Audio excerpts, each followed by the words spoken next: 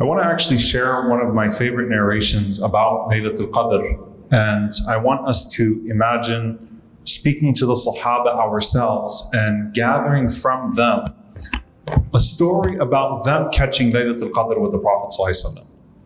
And this is truly one of my favorite narrations, and especially fits the theme of speaking about knowing the Prophet ﷺ and meeting the Prophet ﷺ and visualizing the Prophet ﷺ and seeing yourself as a companion of the Messenger alayhi salatu wassalam. So the narration is in Al-Bukhari, and it's narrated in several different authentic ahadith about the same incident. But this one is my favorite because of the way that it starts off. It's narrated by Abu Salama ibn Abdul Rahman. Abu Salama ibn Abdul Rahman, rahimahullah ta'ala wa radiyallahu anhu, says that I asked Abu Sa'id al-Khudri, radiyallahu ta'ala anhu, can you come and walk with us so that we can speak to you and ask you some questions about the Prophet sallallahu alaihi wasallam. Now, why is this so beautiful? First and foremost, does anyone know who Abu Salama ibn Abdul Rahman is? Who do you think Abdul Rahman is? He's a tabi'i, Abu Salama ibn Abdul Rahman ibn.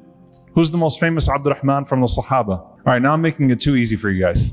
Abdul Rahman ibn Auf, radiyallahu ta'ala anhu. So this is Abu Salama ibn Abdul Rahman ibn Auf. One of the 10 promised paradise, Abdul Rahman ibn Auf, radiyallahu ta'ala anhu. Abu Salama, his son, was one of the 7 fuqaha of Medina, one of the 7 jurists of Medina from the Tabi'een, a great scholar from the Tabi'een. And Abu Salama narrated from many of the Sahaba of the Prophet ﷺ, not just his father. So we often find that some of the Sahaba had children, and those children, of course, Tabi'een, would narrate from their parents, and then a limited circle. Abu Salama ibn Abdul Rahman went to multiple companions of the Prophet ﷺ and became actual students of the companions. So he goes to Abu Sa'id al-Khudri, radiyallahu ta'ala anhu, a noble companion of the Prophet ﷺ, and they are all noble, but one of the most elevated companions. And he said, can we walk and talk? So he and Abu Sa'id start to walk in a garden. And he asks Abu Sa'id al-Khudri, can you recall anything about Laylatul Qadr? Like, what can you share with us about Laylatul Qadr? So Abu Sa'id al-Khudri gives him this narration. He says that it was Ramadan, and we did i'tikaf with the Prophet ﷺ in the middle 10 days of the month. So it was not yet clear to them that Laylatul Qadr was in the last 10 nights. They were in the middle 10 days of Ramadan, and they were with the Prophet ﷺ doing i'tikaf in Ramadan. So anyway, by the time the 20th day came, he said we went home. We finished the middle 10, and then we went home, assuming that either they caught it or they didn't catch it, but because nothing had happened, they just didn't know. And we know that the Prophet ﷺ said that he was caused to forget Laylatul Qadr. Why? Because he came out and 2 companions were arguing with each other, and the Prophet ﷺ says, I had it, but rufi'at, it was lifted.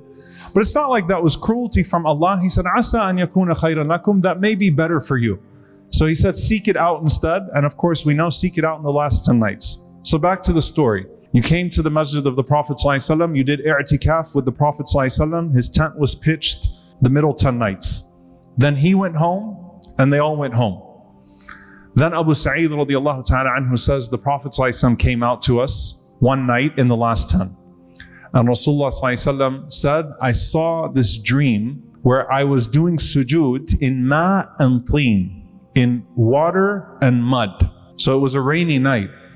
And it's a sign of Laylatul Qadr for the Prophet ﷺ. So I just saw a dream that I was doing sujood, and it was Laylatul Qadr, and I was doing sujood in the mud. So the Prophet ﷺ said, so whoever amongst you is doing i'tikaf, come back to the masjid. So Abu Sa'id radiyallahu anhu said, all of us that were with the Prophet ﷺ in the middle 10 nights, we quickly came back to the masjid to continue our i'tikaf.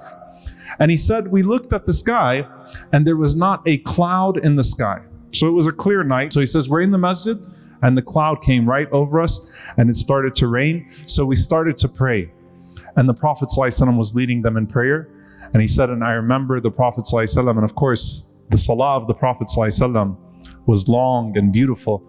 And he said the Prophet ﷺ's face was covered in mud. Subhanallah. So exactly as the dream that he had seen, alayhi salatu wassalam. What night was this, by the way? Narration comes in a few different narrations. What night was this of the last 10 nights? It was the 23rd night.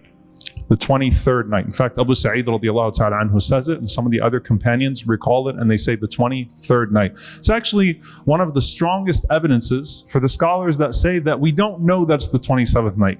There are a group of ulama, and it's not a fringe opinion, that take the evidences that suggest it's the 27th night, and they say it is the 27th night. Some of the Sahaba, right, thought it was the 27th night. But this is one of the strongest evidences, those companions that witnessed it with the Prophet ﷺ that year, that it rotates amongst the last 10 nights, and that was the 23rd night. We ask Allah subhanahu wa ta'ala to allow us to catch Laylatul Qadr. We ask Allah subhanahu wa ta'ala that whatever night it is in these last 10, that we are not deprived of that night. May Allah subhanahu wa ta'ala allow us to find it with open hearts, with longing hearts. May Allah subhanahu wa ta'ala allow it to be a means by which He rewards us, forgives us, and enters us into Jannatul Firdaus in the companionship of our beloved Prophet sallallahu alaihi wasallam. Allahumma ameen.